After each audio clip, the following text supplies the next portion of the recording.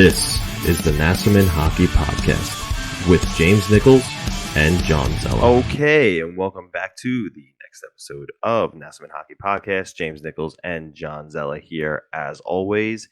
And John, you had a little bit of homework. I had a little bit of homework, and I'm here checking on it. Did you do your homework? Yes, teacher. It's really good. All or nothing. What's really good? Yeah, what's really good? Let's start there. The Amazon show, if you have that subscription, the All or Nothing show about the Leafs, it's really good. I super enjoy that insight into hockey in general. Yeah. It's a little painful to watch that, but I did have a lot of thoughts about the Islanders or how it relates to the Islanders somehow. But we can go with your initial reaction because you've only seen one episode. I'm on episode 3. Yes, I'm only one episode in, and I've already learned that Sheldon Keefe has a trucker of a mouth on him. My goodness. But yeah. I think my favorite thing the thing that sticks out the most to me is just like there's, we have podcasts where we hear, maybe a different side of players, but we got to see a different side of players. And I just really enjoyed most of the takes that Joe Thornton was in. Like when he was driving to the rink, listening to Sean Burke, I think it was Brian Burke. It was Brian Burke talking about how the Leafs didn't need him. Yeah, that was tough. As he's on his way to the rink, and he's just kind of like laughing it off. He brushes it off pretty well. Thornton is a riot. He's a lot of fun. I'm disappointed that we didn't get a lot of him, on intermission interviews and things like that. Just East Coast, the Islanders played him, under 20 times, like in his career. I'm sure he would have put up 1 million points. We'll see him a little more this year, though. See him a little more this year. Because the last year was on Toronto, and they didn't play Toronto. So Atlantic Division folks will definitely see them a little bit. One of the things that stood out, one of the lines that stood out to me, and I heard other reviews of this as well kind of point this out, was Keefe saying Stanley Cup winning habits. And I couldn't help but think about the Islanders. Okay. And how that's exactly what Lou and Trotz did with this team. Yeah. They established this was a decent team. They'd made the playoffs, they had made the second round. They lost to a very good Lightning team kind of on their way up in 2016. They had some good pieces. They had a lot of the right stuff, but it was that lack of defensive responsibility. Didn't have solid goaltending. They didn't have that kind of good core from management and the coaching staff. Like Doug Weight hockey was just like helter skelter, to use a Doc Emmerich term. It was all offense, and you just can't. They won some hockey games, but it wasn't that sustainable. And I couldn't help but think about the Islanders when I heard that, and how that's exactly what this team has.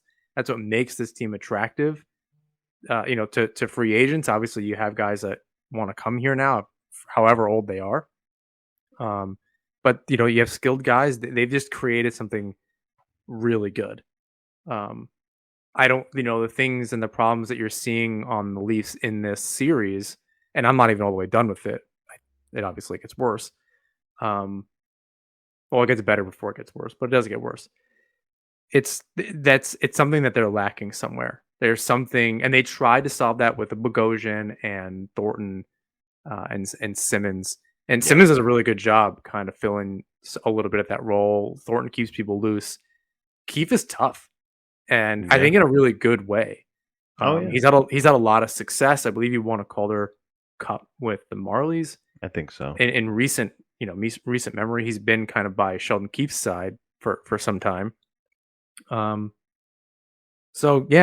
think seeing that made me really just appreciate what the Islanders, not just because they're winning, but because you can tell like the problems that the Leafs have, the Islanders clearly do not. Yeah, I think you're totally right. And I think the most interesting thing about the timing of this docuseries that's out now is the future of the Maple Leafs, because this is kind of a make or break year for the Leafs. I feel in terms of their organization. If they, for some reason, either one, don't make the playoffs, or two, are another first round exit, Kyle Dubas has got to be on the hot seat. I don't know if he's going to last if that happens. I don't know. They've changed a lot of stuff with this core. So at a certain point, it's the players. They changed Yeah, everything else that's around true. it. So I think that's where they have to figure some stuff out. Yeah. They've tried to change everything. I can't help but think, and Kyle Dubas is he seems like a really smart guy, especially in this show. Shanahan seems really competent. Sheldon Keefe seems really competent. The Jimmy Vesey conversation, and I guess spoilers. He has I a didn't get there conversation. Anyway, he has a conversation with Keith, and blah blah blah. I guess you'll see that. I think part of what the problem is with Vesey, and maybe a lot of players throughout, and it was some of the Islanders' problem in the past. A lot of other teams kind of go through this. Is that you're trying to make a role player out of someone who isn't, and Okay. sometimes it works, and the player can adapt, and sometimes it doesn't. Right. The Islanders have been really good at figuring out what those roles are, even on Michael Dal Cole, right? They missed on it with Niederreiter, right? They whatever with Hosang, but with Dal Cole, they seem to have been okay. This is Cizikas. These guys that they've kind of groomed over this, they've really been able to. They adapted, but the team also was like, "This is what you're doing. This is what you're good at," and they really tried to build them up. And they've done that with a lot of Brock Nelson is, whether it was Tavares or now Barzal, he's a second line center. He knows his role. He's not trying to be something he's not. Everyone knows what they're doing. I don't think that's the case with the Leafs in watching this. And I think Jimmy Vesey is just a really good example of that. Yeah. He doesn't know what he wants to be. Keefe doesn't know what he is. The team doesn't know what that third line is. Talk about a revolving door over the years. So I think there's, again, very happy watching this, being very happy with Parise comes in.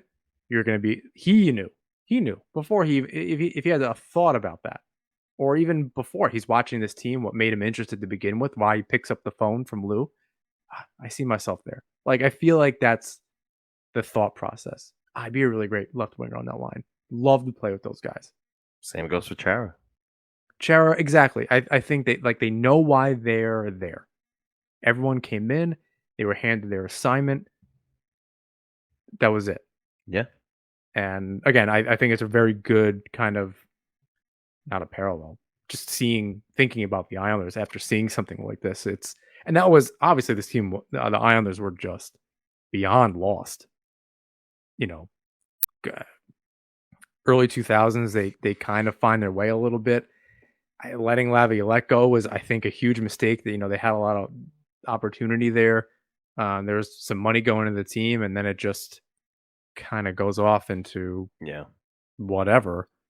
But yeah, it's a very good show. If you just like hockey, kind of divorcing yourself from the fact that you're watching a Leafs program, even more so that you have to watch and listen to John Tavares for any amount of time, which I had very mixed emotions about. I don't know how you felt about watching him. I'm over it. It's like, who cares at this point? At this point, yes. I'm not. I was never really as angry. I was disappointed. Yeah.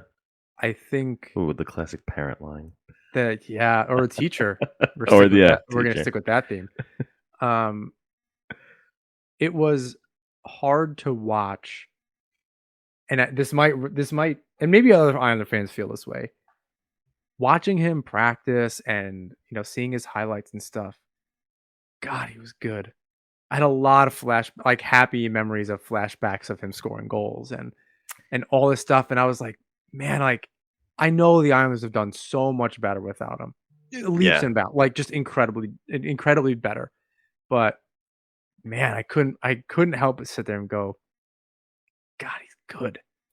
Yeah, Man, that would have been something. And it was it just sucked to watch that. Like, it made me disappointed all over again that he wasn't.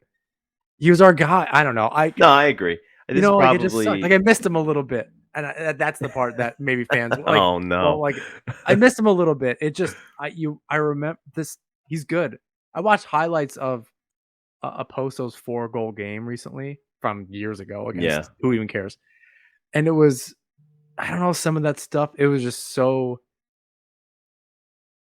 Oh man, So it was good. that's like Michael Grabner is co-hosting Arthur Staples' podcast for like the next month, and I made me just really happy to have heard that, because I was like, okay, he's not in the NHL right now. He doesn't know if he wants to retire from hockey, so it's kind of cool that like he's hanging around and is kind of part of the Islander community again, at least for the next month or so. But I'm nostalgic about those teams that I can really remember. Not like, oh, I remember, like I've seen Palfy and Sal, like sure, whatever. But like the teams you really, really like. Yeah. For me, maybe it was the early 2000s, and then I kind of fall off a little bit.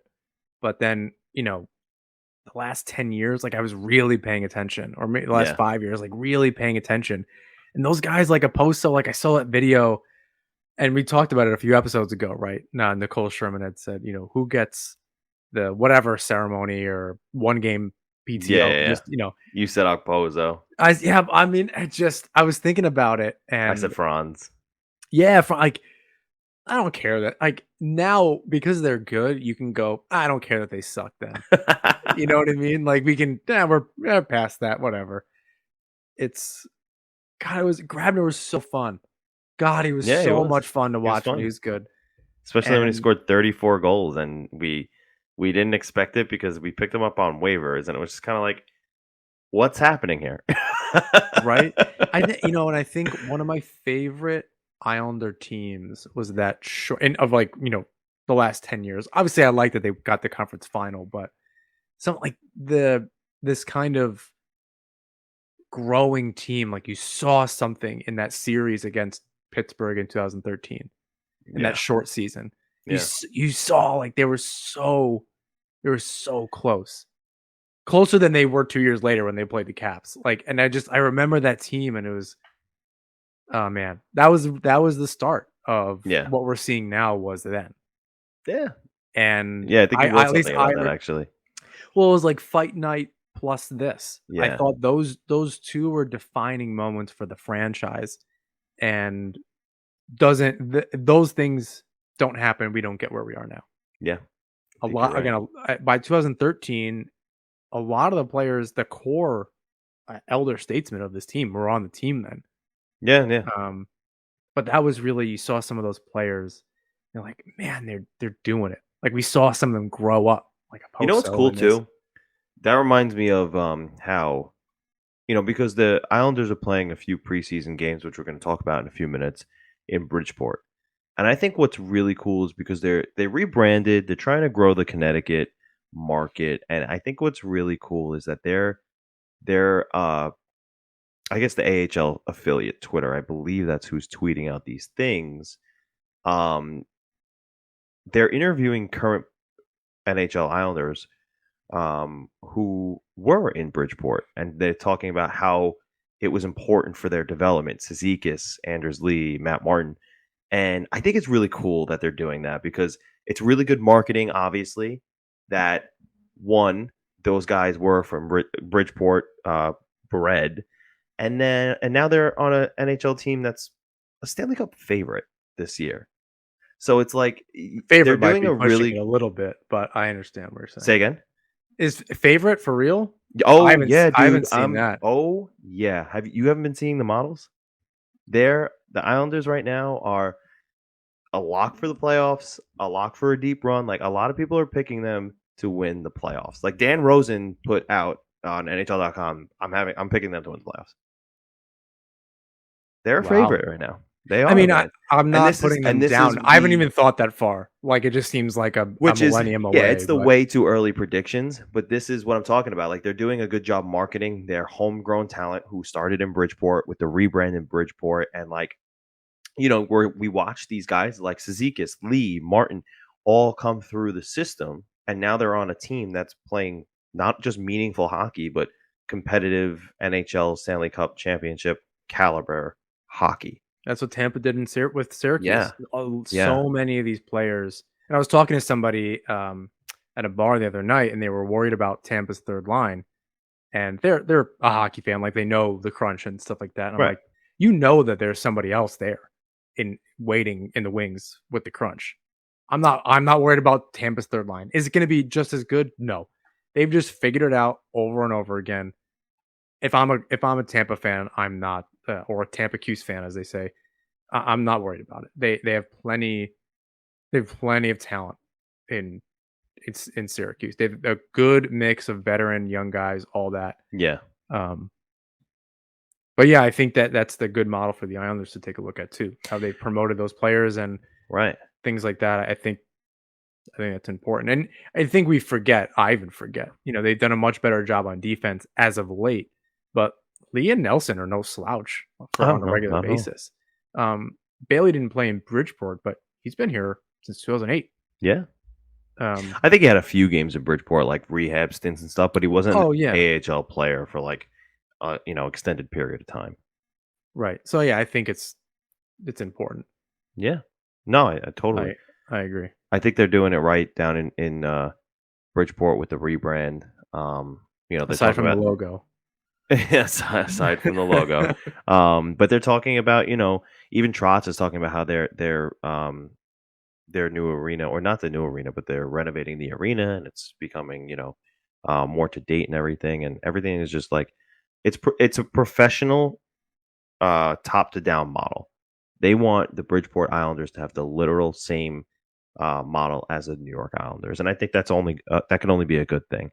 And I think it'll translate to more, to more outcomes, kind of like how the Tampa Bay Lightning did it with the Syracuse Crunch. It'll only translate to more outcomes like that because those players in the AHL will be groomed and ready to know what it's going to be like to play in the NHL and for an organization run that way. I agree. Hopefully they can do that if they can pump out, a few more players here and there. Let's go. Like, what a difference a few years make, man. What a difference. We'll see what some of these younger, prospects, if the Islanders can keep, one or two prospects at a time. No, I'm talking organization. Organization, yeah. Oh my God. But I'm saying if this momentum continues, right? If they're just a second and third round team where they're pushing and making these runs, I'm talking about, not a sweep in the second round, but like, game 7, really, really kind of pushing. The next few years could be really good if they can kind of start sliding guys into the lineup one by one, replacing some of the older guys, figuring some things out, some of those younger, prospects or whatever, getting them through Bridgeport on defense, on offense. The core can really, in a few years be really something. Yeah. If Lee and Nelson, have diminished roles and they're a third line and you have Ratu and everybody else moving up and maybe Bailey, he's the 14th guy or 13th guy. Oh man, we're getting ahead of ourselves here. Yeah, but I think but there's positive momentum. We can think that way about this team now. It's not like we need Matt Barzal because this team isn't going anywhere. Right. We need a Beauvillier to kind of come out of nowhere. We kind of have that. And there's prospects with the way that the current roster is set up. You don't need 5 prospects at once. Yeah. You need 1, 2 every other year to kind of step up. You had Noah Dobson, you had Wahlstrom. Yeah. You can kind of sneak some guys in here and there. You don't need it. They're kind of they're prepping for that moment when they do, but there's no need to rush it. They don't need. They've shown success with the model in the NHL. Yeah. So they'll feed the system. I think it's time to talk about some current hockey, huh? Yeah. No more future hockey. All right. Let's talk about the things are winding down kind of when in terms of training camp. There's a few preseason games left, two preseason games left to be exact. And the roster is starting to take shape. On waivers today, Otto Koivula, Cole Boudreau, Dmytro Timashov, Andy Andreoff, Grant Hutton, Paul LeDoux, Parker Wotherspoon, Mitch Van Sompel, and Ken Appleby. Notables not on that waiver list are Robin Salo and Samuel Bolduc, Kiefer Bellows. I don't know that those guys make the roster, especially because Bolduc hasn't skated. But it's interesting to note that they haven't been sent down yet. I think Robin Salo is making a name for himself on the Islanders. I think they're really impressed, and they didn't think they had as much as they do with him now. But good for Robin Salo. I don't know that he starts the year with the Islanders. I'm not sure I because think it's just some extra time. There's no rush. yeah, If their camp isn't going yet, really. which we've said before. Yeah, they just some extra time. Doesn't hurt to be around the big club. Get a little bit extra confidence. Get some face time with Trotz. Yeah. You know, you that veteran presence and the whole decor at this point. Yeah. I think it's really good Yeah. for some of those. Even Bellows, you know, he's going to stick around, whatever the case is. It's just good to have that time. Yeah. So, it's cool that he's making a name for himself like that, and he's sticking around a little bit longer than the other guys, and it shows you that they're confident in him, want to see a little bit more, and that's great.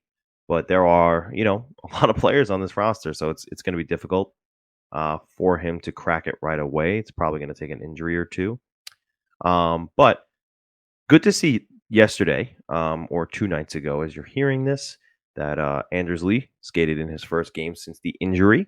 And he scored from his office right in front of the net. A classic Anders Lee goal.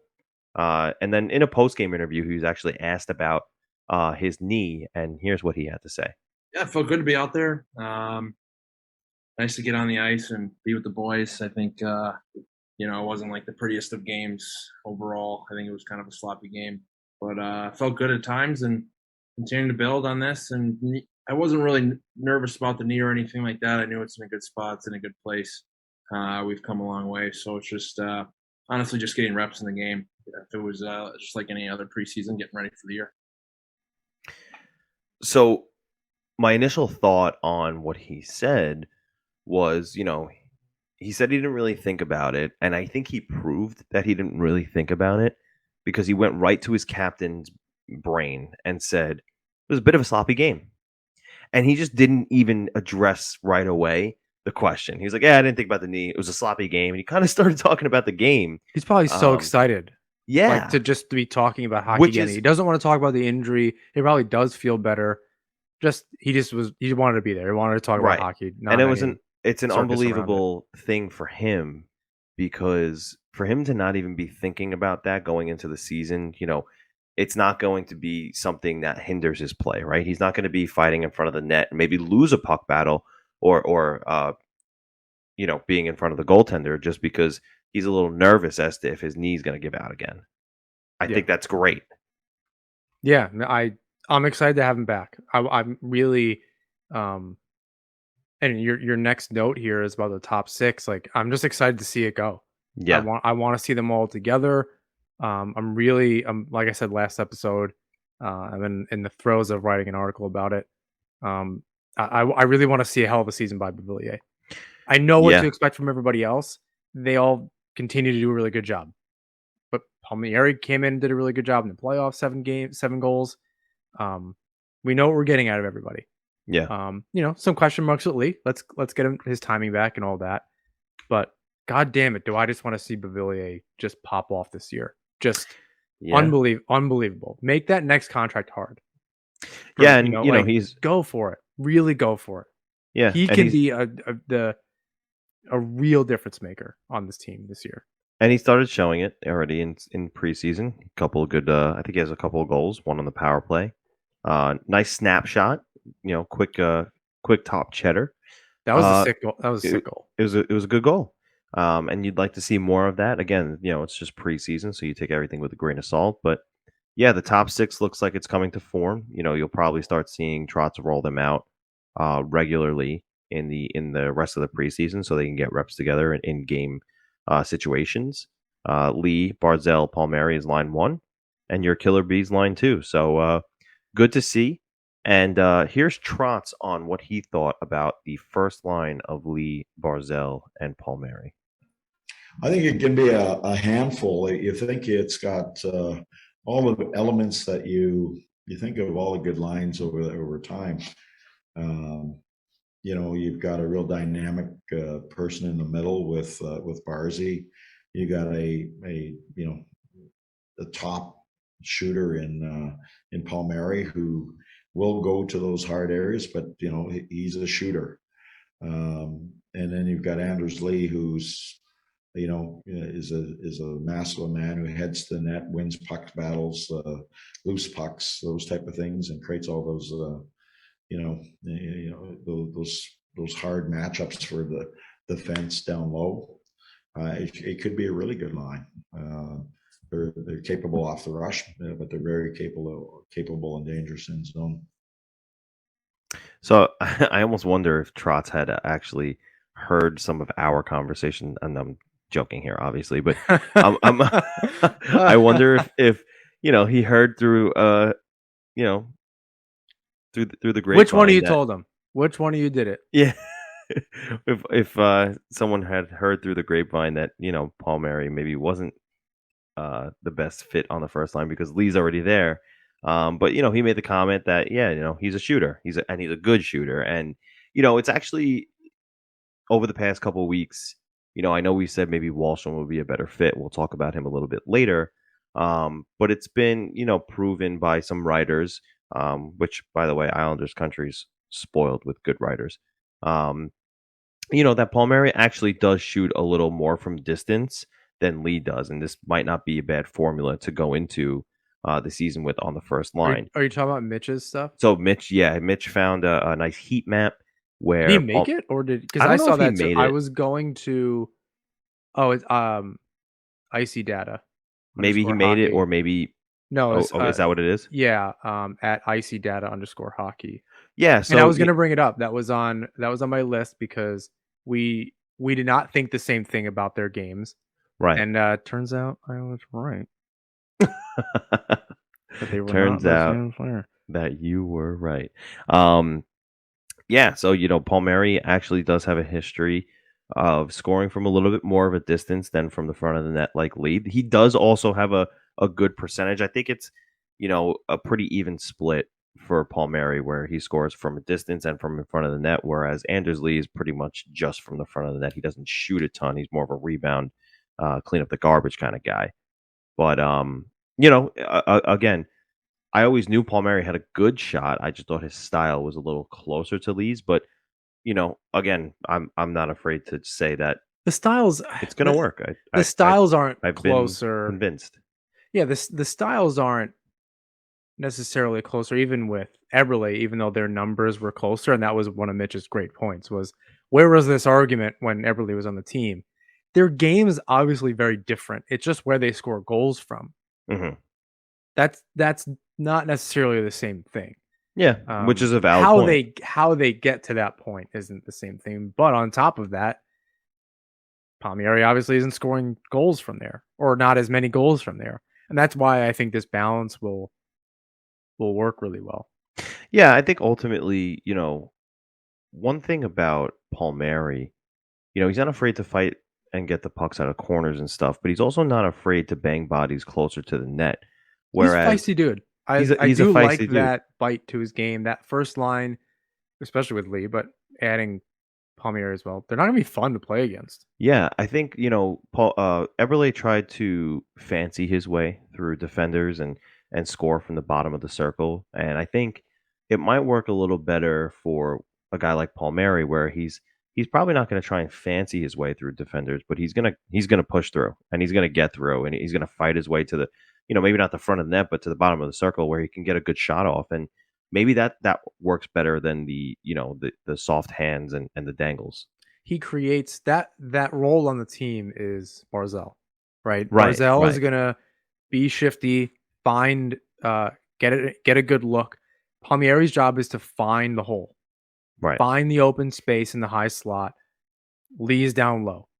That is how that is going to work, and if it's not Barzal making the pass, it's Palmieri making the pass to Barzal. Yeah, I'd love to see that same kind of heat map about Barzal whenever he's scoring a bunch of goals from too. I something tells me it's closer to Palmieri. So it's a good. They can both kind of do that. Obviously, Kyle is not as talented on his skates as Barzal. Few players are. Yeah. But that line, I think that the chemistry will work out. Yeah, it's going to be fine. Either way, whether it was going to be Wahlstrom or Palmieri, I thought it was going to work out fine. But ultimately, Trotz did decide that it's going to go to Palmieri first, and will likely open the season that way. And Trotz did have some comments on Wahlstrom. He said that he's not having the best camp so far. And I don't know. We haven't got to see him a ton because mostly the games haven't been aired, and they're figuring that out right now, or they've been figuring it out on the fly for preseason. But from what I've seen, he's been okay. Now, it's again preseason, so take everything with a grain of salt. Yeah, maybe he should be lighting it up because he's supposed to make the NHL roster. But again, I don't know. When you get into the flow of things and you get a few games under your belt, then we'll see. I don't think he's not going to make the roster. And that kind of comment maybe could just be, he's not having the best camp. He's at where he was last year, whereas I expected him to be a little higher, right? And then maybe he's just trying to light a fire under his ass. It could, Trotz knows what he's doing. Young guy, you need to kind of get him going a little bit. I think that's right, or partially right. He could just not be hitting his potential. We saw what he could do at a 22 goal pace last year. It's the good thing about a good season is that you need to follow it up. So you don't want a sophomore slump, and a lot of players are susceptible to that.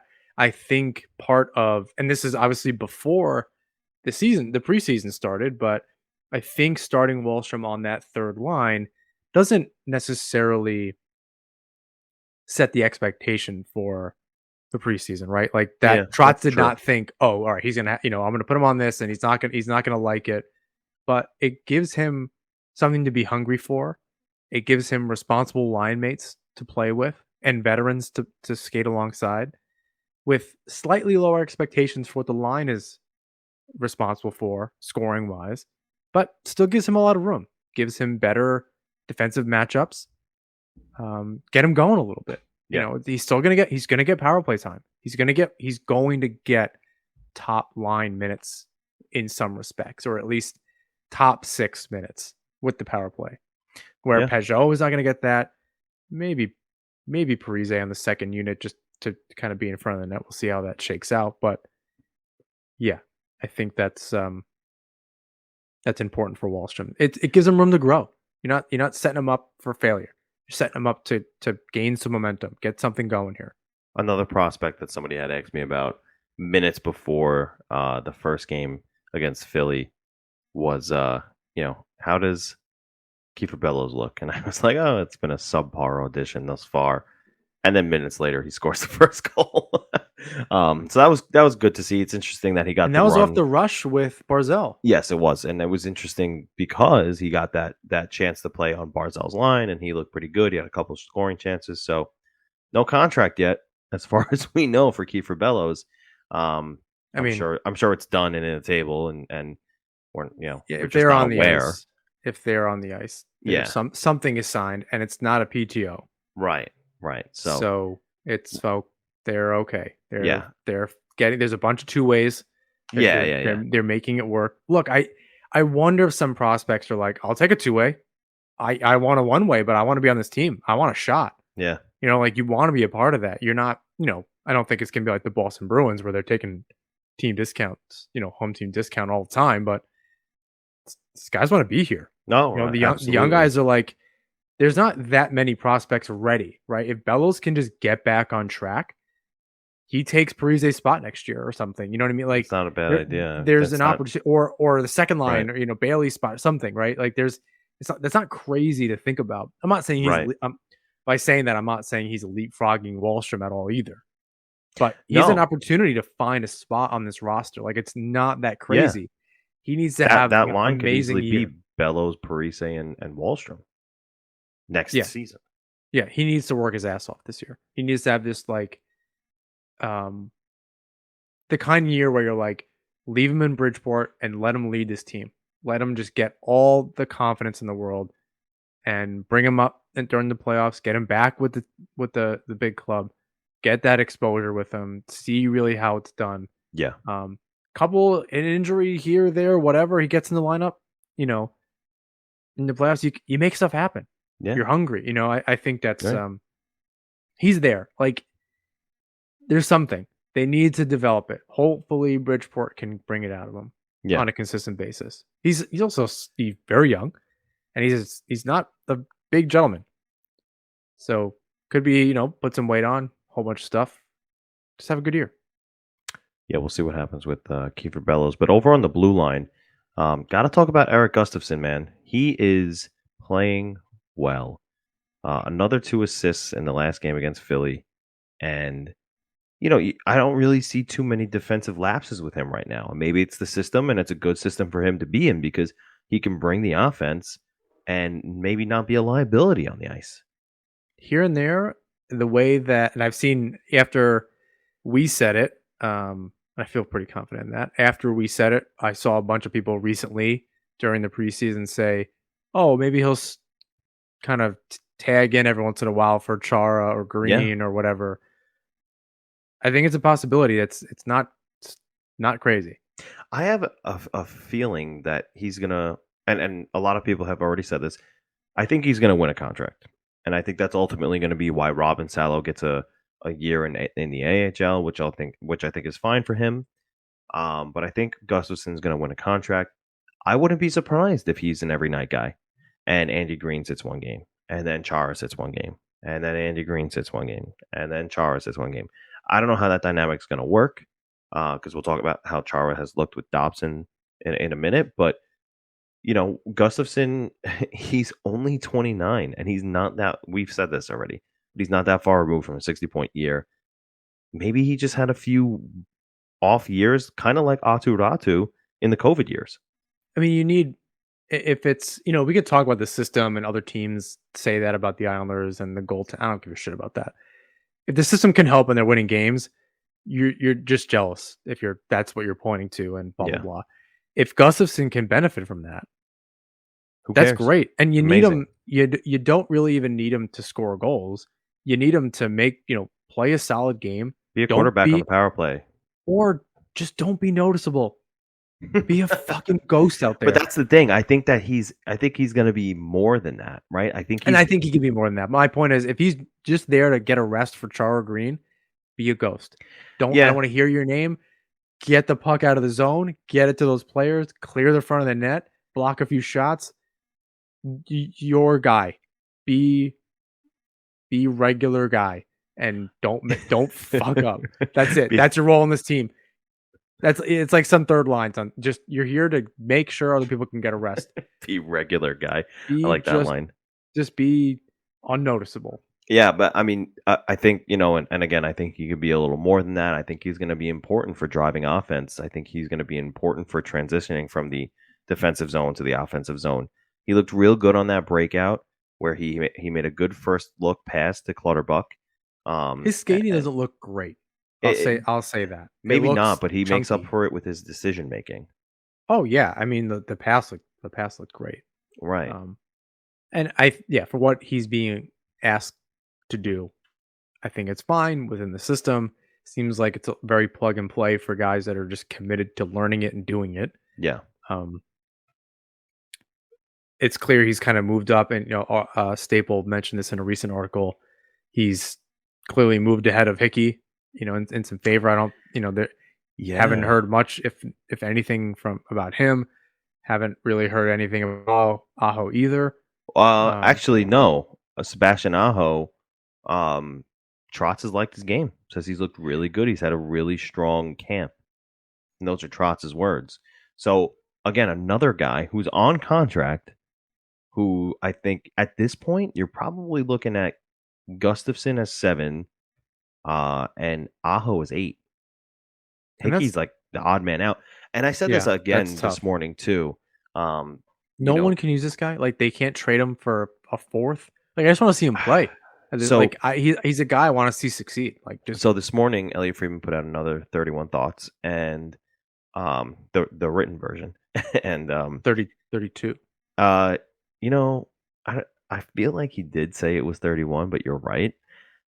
Either way, he put out a thoughts article and spoke about Ross Johnston and how the Islanders for the past couple of seasons haven't wanted to put him on waivers because they know that there are people or other teams who are interested in maybe snagging him off of waivers. And the reason why I bring that up is because I wouldn't be surprised if there's another move before opening night. I really wouldn't be. There's so many contracts. Where are all these guys going to fit? And you're not going to lose a Johnston for nothing if you know that there are other teams who are waiting for that to happen. I did see something, and I'm going to try to find the tweet as we're discussing it. But a taxi squad was not out of the question. That I For- also for did this see. year. Yes. So now waivers still exist for those, and I believe it's the same rules as last year. That those same things would apply for this season. Yeah, it could be. I'm not Um, sure, and they don't teams even can't have. Go ahead. They don't even know if it's going to happen. Sorry, you No. can go. No. I'm not sure what every other team's waiver situation is. Johnson's on an affordable contract. A lot of these players are on pretty affordable contracts. It's something the Islanders can leverage throughout the season and get guys rest if they need it, or just know that they have depth that are just around the team. So I'm with you. I don't really know. I mean, there's certain players that are definitely going to be on waivers. Yeah. I think I think we did the math last episode, and I can't remember how we got to 23. Two goalies, that's 21. We know the 6 and 7 with Gustafsson, so that's 9, right? Yeah. What does that leave us with? I don't know. I can't math right now. It's been a long day. Yeah, this is embarrassing. So 23 minus 2 minus 7, it's 14. So Yeah. that's your 12 guys. You know who they are, plus Ross Johnson and Leo Komarov. Yeah, But and there's almost like you can take that to the bank that's who it is. Now that's 23. Varlamov might be. He's not been on the ice yet. no Schneider did get a shutout the other night. no which is good. contract. No contract that we know of. So Varlamov, what I'm worried about is Varlamov's actually out and needs to be on LTIR for 2 weeks. And that means Schneider's backing up and Sorokin just freaking going for it. Could be. So that saves you the Schneider situation, and that's likely a 2-way deal, not a problem. I don't know if it's going to be an LTIR thing. but- We'll talk about Varlamov later. I mean, we could talk about Martin for a second. He might not be around for the beginning of the season. We don't exactly know. He's been doing drills the better part of a week. Who knows? Does that mean that? So you still have a Richard Panik around? Does he get that shot? Is Dow Cole, who's kind of, or Ross Johnson for that matter, he can easily take that spot. I would hope that that's the case, honestly. But so you're at risk of losing a Dow Cole, a Richard Panik. Well, Dow Cole is going to be on a 2-way. Sure, okay, but he's whatever the case is. But so you're losing Panik then. I don't know that. I mean, Which is why I feel there's a possibility that there could just be a cap move, a cap dump. The odd man out to me is Leo Komarov. Unfortunately, listen. You can hate Leo Komarov as much as you want. I disagree with that. But he makes $3 million a year. You have to move that because do you want a $3 million a year Leo Komarov, or do you want a 1.5-ish and change Richard Panik? 1.375 for Panik. I'm not disagreeing with who do we want. Look, I'm trying to think. If I'm Barry Trotz and Lou Lamoriello, what are we doing? We're keeping Leo Komarov. That's just what they like. It's a safety blanket, as Staples said in a recent piece. Komarov, I think, is sticking around. They can move Dow Cole down and save that money. They can move Hickey down and save that money. They can move Panik or move him down, whatever the case is, saving a few $1 million there. All of a sudden, you actually have some cap space. Now, they're going to do that as close as possible to the start of the season so that they can maximize LTIR. But for Boychuk, because he's whatever. But I think Komarov and Johnson are your safety blanket depth players. You can always call up a Del Cole. You know who else you have in the A. I don't know. I mean, maybe you're right. It would be kind of fantastic, but I don't see it from how they've utilized. Like Komarov does not go as he doesn't go from playing first line minutes for whatever reason to just being an extra guy you can trade. That doesn't strike me as a possibility. I don't know. I don't know, because the depth is different this year. It's different. I mean, the thing is, for Trotz, as far as who he can trust as on a veteran presence, it severely drops off if you move Leo. I don't know anything about Richard Panik. Maybe they do. Richard Panik's been around a long time. He's been around a long time, and he's been on some pretty good contending teams. I mean, so maybe that's really good then. I don't know much about him. Yeah, but I assume they knew something. But I don't know. Ditching Komarov doesn't. Who could take that contract? I mean, Ottawa. Yeah, they're below the floor, but they still have to sign Kachuk. Detroit. They're below the floor, still have to sign Kachuk, but they'll still be like $10 million, maybe $15 million in cap space. I think it depends on actual cash. A lot of those teams don't want to spend the actual money. Cap hit's fine for the 1 year. It's cash owed. Year. Yeah, a lot of those teams are just straight. Who's even? It's like Buffalo. They're just Buffalo. They're just looking to not pay people.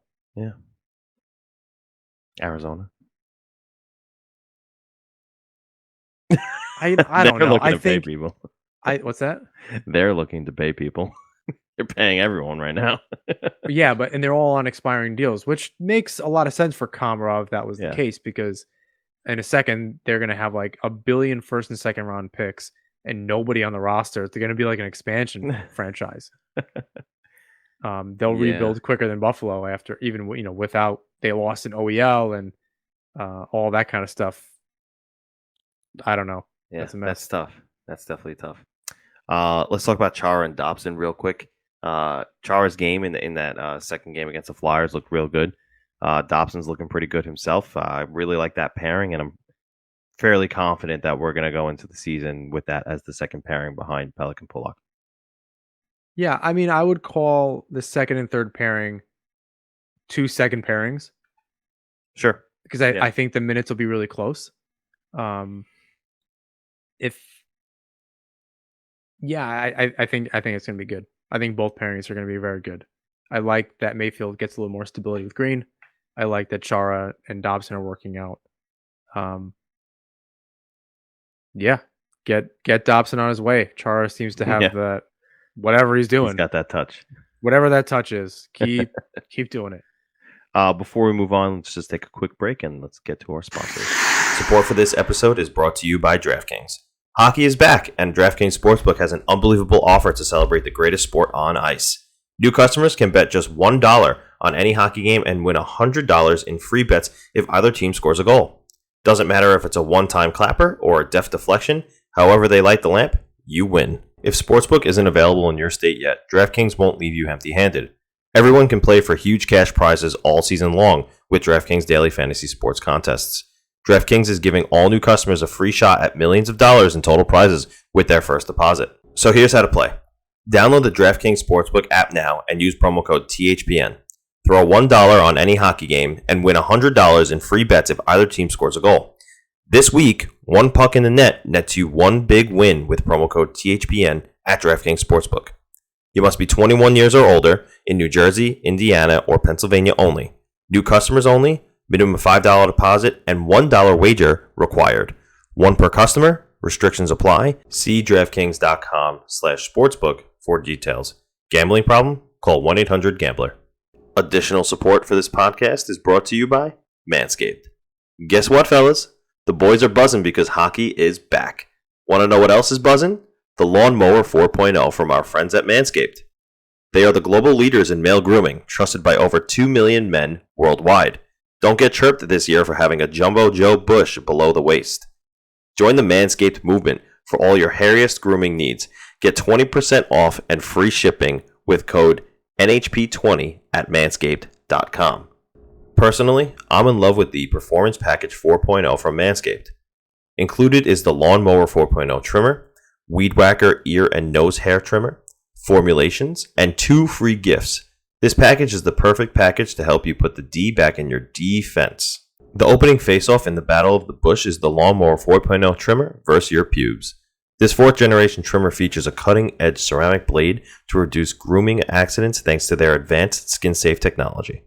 Not only that, but the Lawnmower 4.0 has a 7,000 RPM motor, a new multifunction on-off switch which can engage a travel lock, and gives you the ability to turn on the 400K LED spotlight when needed for a more precise shave. Did I mention this trimmer is waterproof too? So don't take a penalty below the waist. Playoff beards are meant for your face, not your pants. Get 20% off and free shipping with code NHP20 at manscaped.com. Don't be a goon and fight your bush with the other guys. Choose Manscaped. Get 20% off and free shipping with code NHP20 at manscaped.com. That's right, 20% off with free shipping at manscaped.com using promo code NHP20. Don't get denied pipe this season and shave your pants pucks with the right tools for the job. All right, so like we mentioned before the break, Matt Martin is on his way back. He did a few drills with his teammates per Arthur Staple on Friday. His first time skating with a full group this camp. He's still a few days away from full participation, even in a practice, which means Martin, who did have ankle surgery, might not get any preseason games in. He could be a candidate for the final 2 on Thursday in Newark or maybe on Saturday in Bridgeport. Don't know yet. We'll find out. I think also skating today was Samuel Bolduc, so that's good news as well. He was also on the ice. All right, Semyon Varlamov. Will he be ready for the start of the season? At first, it started with Trotz saying his injury is nothing serious. It's something we want to get 100% cleared up so he doesn't have any issues in what's going to be a trying year. Once we get going, there's no time for him to recover. That was a few days ago. And then this morning at after practice, Trotz had this to say about Semyon Varlamov. I would say we'll probably zone in on Sorokin and Schneider. Varley's not going to play tomorrow night and very unlikely to play against the Rangers right now. We're probably really looking at the Carolina game right now as we're working that way. So he's just getting back on the ice here. So we're going to take our time, as we said. And so right now the window's getting a little short for Varley. For me, maybe for even opening night. So it started as, he should be good to go for opening night, and now it's a little fuzzy for opening night. So you did hear Trotz say that they're going to focus on Ilya Sorokin. He's probably going to get the bulk of the games. It was good that Schneider got that shutout against Philadelphia on Tuesday, because prior to that, Trotz had admitted, he didn't show me much. He wasn't, someone I could turn to and feel confident in. And he actually doubled down on that in comments with Varlamov, saying if we didn't have Sorokin, I'd be a little worried. So, but it's looking like Sorokin and Schneider are going to be your duo going into the game in North Carolina. And then we'll see how much time it takes after that for Varlamov to recover. I hope he doesn't miss too much time. I think it sounds like they're just being like they're not happy with how slow it's moving, but it's not serious. Yeah, maybe. They just want it to get better, and there's no reason. It's early in the season. Varlamov will likely be in and around Team Russia in the Olympics. Granted, he's not hurt, so there's no reason to rush him back. You have Sorokin there. You have a veteran in Schneider who we all hope can step up if and when. You're probably right. Sorokin gets a majority of the starts unless it's a back-to-back. They might even just let him ride, They depending might. They really might, depending on who they're playing out west. Yeah, so it's a long 13 games to start the season. I think Yeah. now all of a sudden that narrative changes a little bit. Ken Sorokin, he's never had to go through this kind of travel before. He was in the bubble, and last season it was very small within the Northeast. He's never really had to deal with this type of like he's the guy first, let's call it the first close to 20 games. That would be a lot, but Yeah, I mean, but at the same time, he was the go-to guy in the KHL, and he admitted himself that he feels like he plays better with more, more time under his belt. If he plays on a 50-50 basis, I think he's still going to be fine. But if he's playing night in and night out, even if it's back-to-backs, according to him, he likes that better. I mean, Grice was a lot like that too. There was like a sweet spot of games where he played really well. You saw his numbers like really amazing some years, Yeah. and he played like 41 to 43 games. That Yeah, he was had where like a his sweet spot 960 was. save percentage. Yeah, it in was those- unbelievable. And so there's probably his sweet spot too. The issue is he hasn't done it in a while. It's some acclimation. I'm going in with, I'm not worried, but I'm not just letting it go. I'm not. Right. I'm not gonna sit here and just toss it away like it's not a big deal. Definitely approved me time for him. Yeah. He has a lot of that experience. He's not that young. I mean, he's not old by any stretch, but he's a veteran, professional hockey player. So I think you're probably right in a lot of respects there, but I definitely want to see it, man. Like it's not going to be easy. Some of those games are going to be tough. They play the Hurricanes, the Panthers, within 2 days, and they travel back-to-back Coyotes, Golden Knights. I imagine Schneider gets that Coyote start. Yeah, and you that would play, be- or I've heard before that you play your better goalie in the game you're going to win, and To not what guarantee you'd the 2 points. You guarantee the 2 points, and I've heard that before. So much that's as of the guarantee as contrary you to can what make you'd it. think, where you play the better goalie against the better team. And then at that point, you just play Sorokin twice. Well, then, yeah, I mean, then they have a little bit of a decent break there after the 24th. They have 6 days, 5 days in between, 5-6 days before the Predators, and then the schedule still takes a little bit of a break, but then it picks up after that. So, it's possible that's the only set of back-to-backs through Thanksgiving, honestly. Through the We'll end of see though, November, so- because we're almost assuming that Varlamov's going to miss the whole trip, and that's not right now what the indication is. The indication is maybe he might miss the first game of the road trip.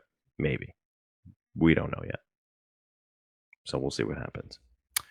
All right, I think it's time to head around the rink, somewhere where we haven't been in a little while, but heading there once again. You see what happened in the Ukrainian league, man? This incident that went on. We haven't been around the rink in a little bit, so we haven't gotten a chance to talk about it. We But, touched on it maybe last week. Okay. But things kind of developed, and they we'll talk about it. There's Yeah. actually a So the whatever. racist gesture directed at Jalen Smerek, he took a leave of absence from the team, stating, "I will not play another game in the UHL until Andrei Deniskin is suspended and removed from the league." He only got a 3-game suspension, and then he can add 10 games, which that makes him avoid sitting out. He can add 10 games or take the equivalent of an $1,800 or $1,900. He can either it's a 13 fine. game it's a 13 game suspension. He can Okay. take out 10 games and pay a fine, which I think I saw was under worth like $2,000. Yeah. Um The bottom which- line is that this is just the UHL should be embarrassed. I think hockey should be embarrassed for this. This was an American guy that did it. Yes. Yes, That and too. it's just one of them is American. I can't remember, but it's disgusting. Either way, you don't want it to happen to somebody like that. Good for him for sitting out. Who knows if he'll get paid? I really hope he is, because He should. You there's better. no reason for him to play in a league like that. That's kind of letting it happen. I hope someone gives him a chance somewhere, It's just some like AHL team or ECHL, or I hope someone gives him a chance to play, because that's not fun. Wayne Simmons has come out and say that that's not unheard of. a lot of hockey players of all ethnicities in the NHL have come out and said something about this, and all This and their own experiences. and their own experiences. And it's just, do we not learn? Do we not learn? Does history not teach us anything? What are we not doing here? Honestly, it's not even enough for that to just not happen. We don't want players around that even think this. And I think that's the problem, right? It's bound to come out when you just have people around that think this stuff. It's awful when it's said, but it's a thought of a lot. Yeah. And then you have teams in the NHL who the NHL did not say a peep about this, as far as I saw, and they could have made a statement and just banned him from the NHL. Not that this guy was ever going to make it the league, but set a precedent for anywhere else, right? It's You're awful. you're the league people look up to. You're setting an example. Do literally anything. But again, you know, as I was starting to say, but you know, you have a team like Carolina who brings in a player who is very obviously, you know, thinks this kind of thing, and then brings on an indigenous player in Ethan Bear. And what are you doing? And that's, you know, all the, you know, and it's the NHL just can't get out of its own way with all this stuff. Hockey in general can't get out of its own way. You kind of, no one's ever put their foot down. But it's like that with a lot of sports, just in general, that you kind of look the other way. And we'll talk about something else that the NHL is going to investigate within 2 seconds because somebody said something. Mm-hmm. But other stuff, they're like, oh, the Blackhawks, yeah, guess we'll never know. And it's like, you know, as soon as it's something like that they want to shut down, they'll do it. Or Vander Kane with this, you know, it's like anything that they can really wrap their arms around, they're going to shut it right down. But it's all this other stuff that can really be terrible for the game. Right. Because it hits them in the pocketbook instead of, you know, caring about your players, which is more important. They'd rather do that. They'd rather make sure their pocketbook's safe. Well, I hope for the sake of Jalen Smarik that you know, that this is rectified properly, because there was pretty big backlash on it from a number of people, a number of important people. Not to say that not everyone's important, but the high ups in the hockey world, not just the NHL, but all around, had a big problem with the quote unquote punishment, and you know, hopefully we see something change in that regard soon. I'm glad you said that, and it reminded me of a question that I heard. For, you know, I saw it on Twitter or heard it on other shows. Do you think that the media folks that you're talking about, the players, whatever, are saying this because maybe not the players so much? I think they were going to say stuff. They're trying. A lot of players are trying to do the right thing, but do you think the people in and around the game are saying stuff as critical as they are about the UHL because it's the UHL, and they wouldn't do this to the NHL? There was harsh words. There were harsh words about this. That's a Do you good question. I don't think so. I think if it's the NHL, look at like Rick Westhead and Katie Strang and all these reporters getting the word out about this stuff. It kind of goes away in this league. It's not. There's not these questions. There's not things that hang on now. Players don't care. Like Hang they're on signing now. with these teams. Like Time out, because literally what you're asking me has already happened with Robin Lehner, and we can talk about it. Right? well, now there's some stuff happening with that. Yes, and they're willing to investigate it in 2 seconds. But there's all that other stuff, the social responsibility stuff. No, you're right. It's too easy. They're ignoring it too easy. I don't know how. And that's my question. I don't think they're not questioning it the same way. That the media, they're not holding the NHL's feet to the fire. That's on a regular basis, like they are the UHL. They're not doing that with the NHL. Players aren't doing it. Media's not doing it. I don't know. So what I think we could see possibly happen, and this is just me coming up with a scenario off the top of my head. Robin Lehner, we saw what happened with his Twitter, ranting and rightfully so about the situation No, I regarding. don't know. I wouldn't call it a rant. He posted some tweets. Okay. It was he was posting some information, not to Yes. diminish. Sorry, I'm not like calling you out. I just No, I just want you're to right. set it. Yeah, he posted some tweets. He was Posted getting some tweets. information out there. I like that better anyway. Thank you. Post some tweets about certain medications given to players and chiming in on the Jack Eichel situation. And in regards to him speaking out that way, said to me, you know what, maybe this is the beginning, because he's a current player, and not just a player, a star, right? He's the starting goaltender of a Vegas Golden Knights team who is expected to be a Stanley Cup contender. They're not going to try and quiet him, because he's not going to be quiet. He's a different kind of person, and he's going to continue to speak his mind if he feels like he's not getting the proper attention focused to the issue at hand.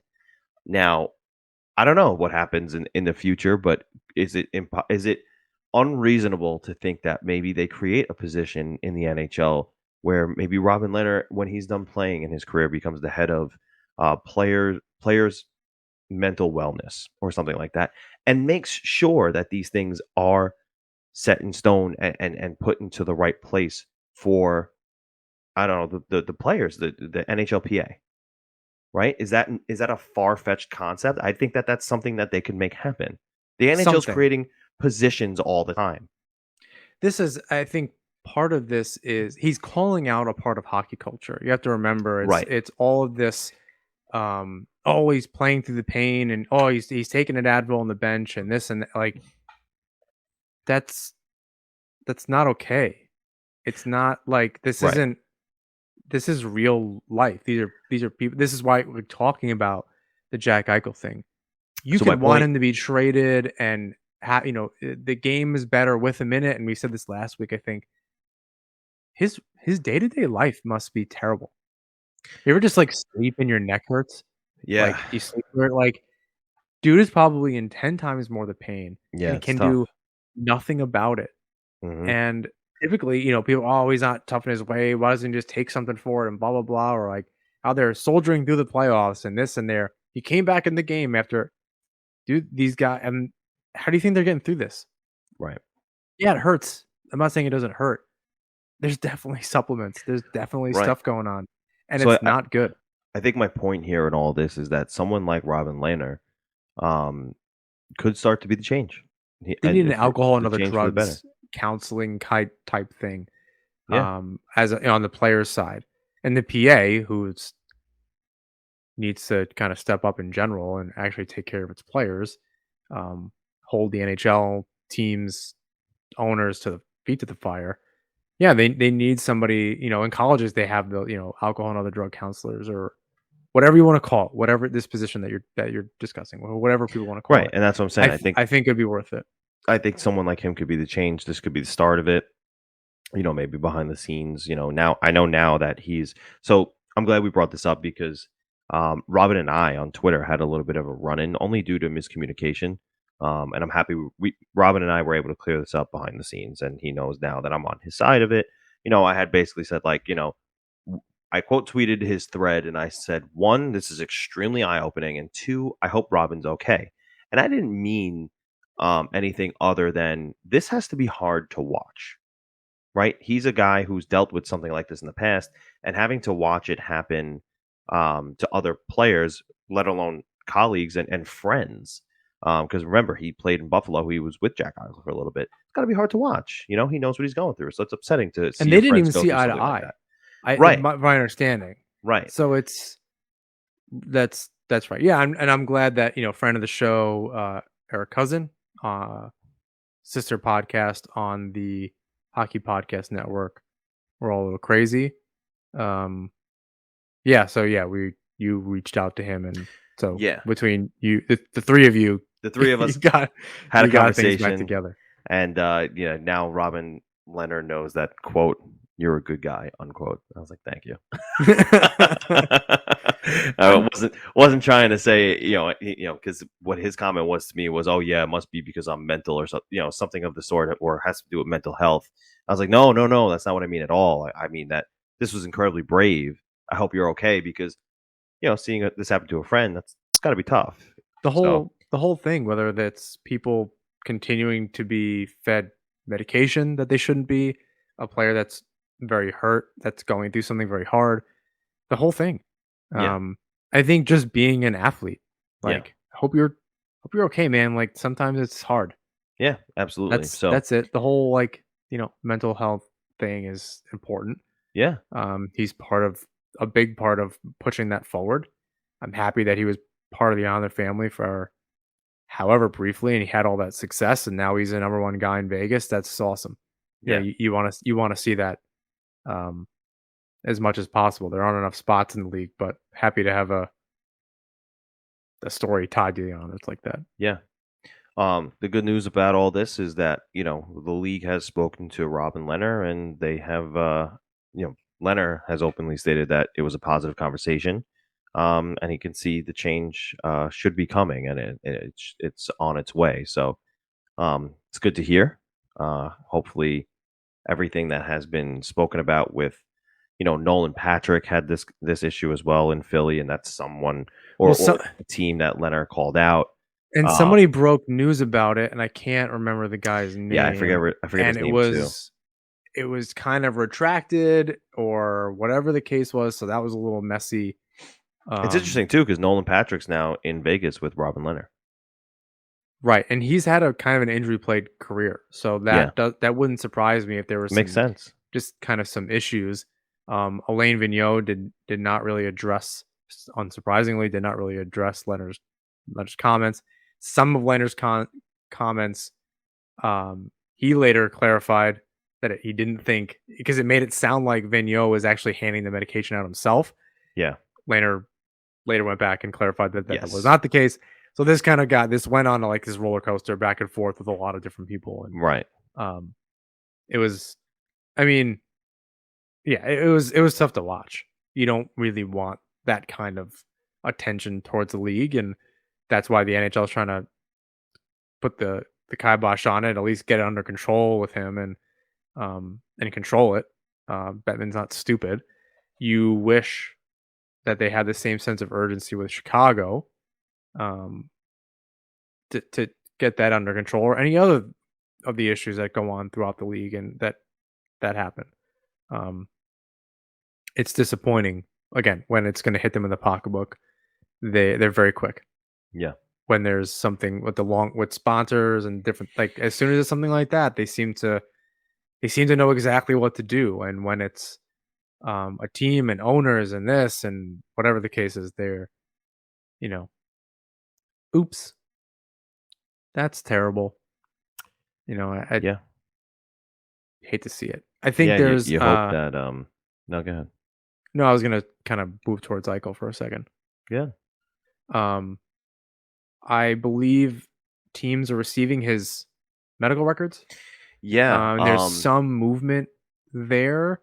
Nick Caprios actually just tweeted that the Rangers are one of the teams interested in Jack Eichel, and they're past the medical records. They're actually moved on to they're willing to work with Eichel on the surgery that he wants to get.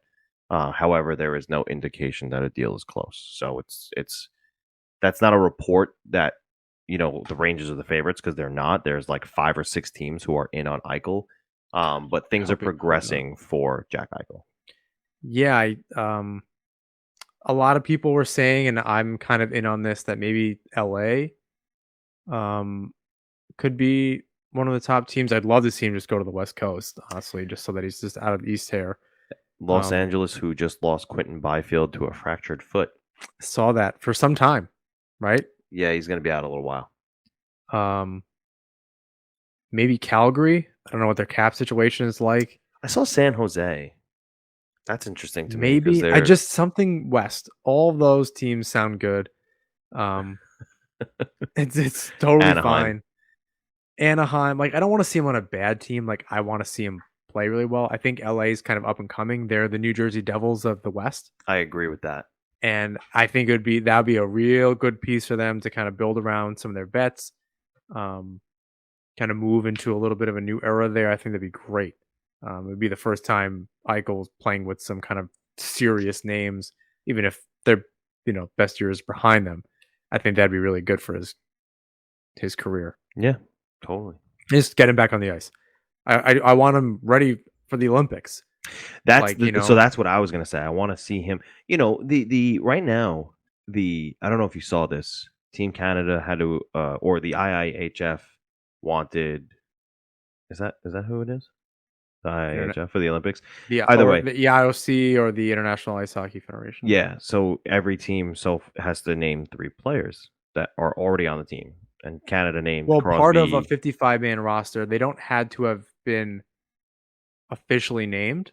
My understanding is that they're just on this 55-man roster. I've never seen this before, so it confused me a little bit. However, Canada named Crosby, McDavid, Pietrangelo. Sweden named Landeskog, Zibanejad, and a third person I can't remember. But when you see Team USA name their 3, you would think Jack Eichel would be one of those guys, but he's not. Yeah, and then Austin Matthews followed by Jack Eichel would be pretty formidable. Who's behind him at that point on like the center depth chart? Brock Nelson. Yeah, you want to think Brock Nelson, but like I don't know. I'm trying to think back to when was it? That was 2014, right? Who's even around center? Who's an up and coming young American center? Yeah. I kind of heard Dylan Larkin. Yeah, maybe. Not as a second line center on Team USA. That's tough. I mean, maybe Nelson does get a nod for that, but for a third, fourth line center on that team, that'd be great. So I'm not sure what it looks like without Eichel, but you kind of hope he's just ready for that moving forward. Yeah, I'm trying to scroll through and find what that roster projection looked like. I can't think of any centers either. I mean, in 2016 you had Kessler, you had Pavelski. Oh God, yeah. No, even Corey Schneider's there. Oh, maybe Jack Hughes. Jack Hughes is a center. That's a young. Yeah, it's young. You're right. That's not a lot of like. You got to look at Team Canada up the middle, alone up the middle. Like with Eichel, Team USA is kind of on its way. Like they're, I don't want to say a heavy favorite, but like they're a team you have to go through. Yeah, you're definitely not happy about playing in the US. Without Eichel, it's that's a huge hole to fill. Yeah, no, you're right. It's and that's the issue, right? We're now being, we're losing Jack Eichel for Team USA, and that's a hard pill to swallow. And just hockey in general. And hockey in general. It just sucks. Yeah, it's absolutely. not good for the game. Hopefully, we could see this situation resolve itself soon.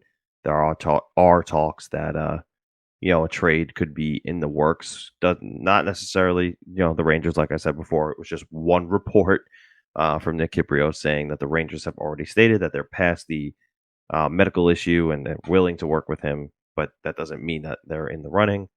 So we'll see what happens on the Jack Eichel front. Maybe by next episode, we'll have something more to talk about regarding him. Next episode, season preview, real season preview.